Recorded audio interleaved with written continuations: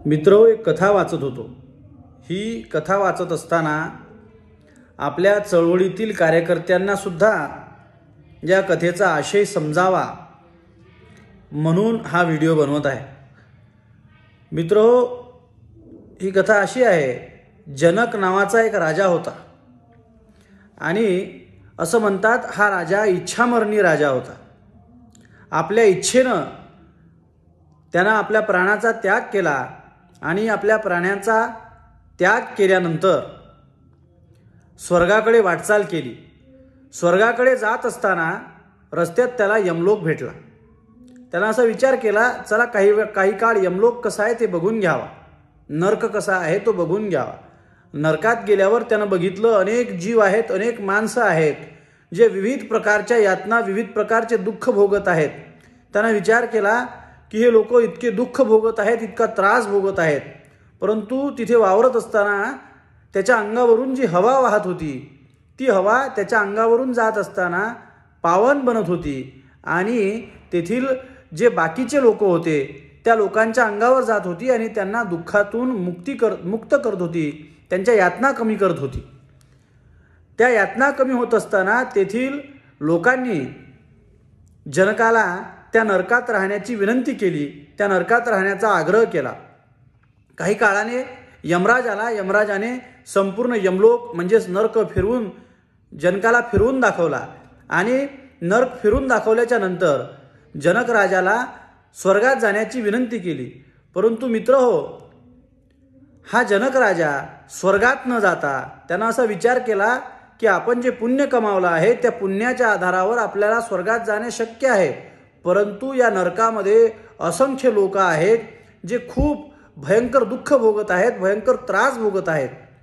तर आपण जर इथं थांबलो, आपल्या थांबल्याने जर याचं दुःख कमी होत असेल, यांचा त्रास कमी होत असेल तर आपण इथं थांबलं पाहिजे। आणि स्वर्गात जाण्याऐवजी जनक राजा त्या नरकातच थांबला।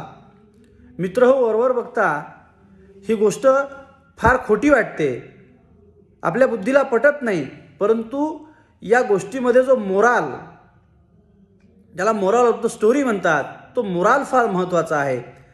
त्या स्टोरीमधून जो बोध घ्यायचा आहे तो बोध फार महत्त्वाचा आहे। समाजामध्ये अनेक प्रकारचे लोक असतात, त्यांच्याकडे अनेक प्रकारची गुणवत्ता असते, संपत्ती असते, पैसा असते आणि या सर्व काही गोष्टींमुळे ते आपल्या जीवनाचा उत्कर्ष करू शकतात। आपल्या जीवन जे आहे ते एका अत्युच्च लेवलवर, अत्युच्च शिखरावर ते लोक आपलं जीवन घेऊन जाऊ शकतात आणि आयुष्याच्या एका टप्प्यावर आल्याच्या नंतर त्यांच्याकडे दोन रस्ते असतात।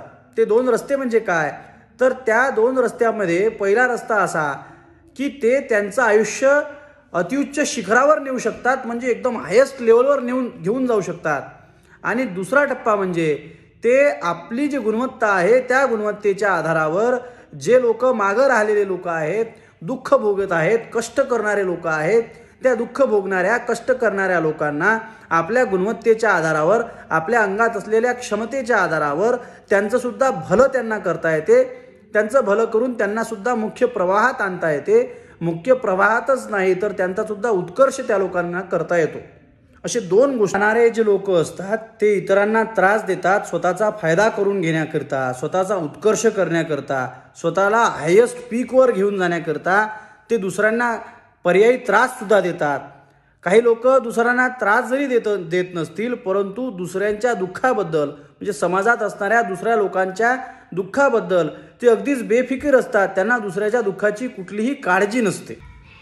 परंतु जनकासारखे लोक, म्हणजे जनक राजासारखे लोक हे वेगळे असतात।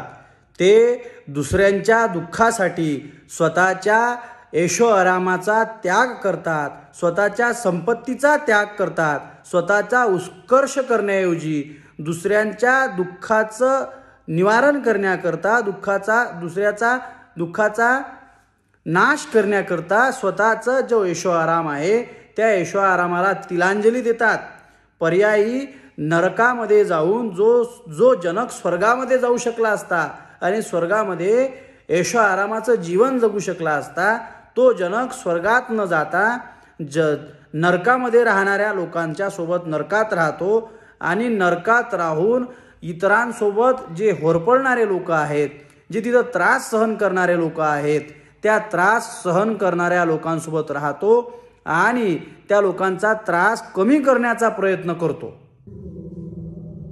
जनकाच्या या कॅरेक्टरवरून एक गोष्ट जे मला शिकायला मिळाली ती गोष्ट अशी की समाजामध्ये काही लोक असे आहेत ज्यांच्याकडे अनेक साधनं, अनेक संसाधनं उपलब्ध आहेत आणि त्या साधनाच्या संसाधनाच्या आधारावर ते स्वतःचा उत्कर्ष करू इच्छितात, स्वतःचा उद्धार करू इच्छितात.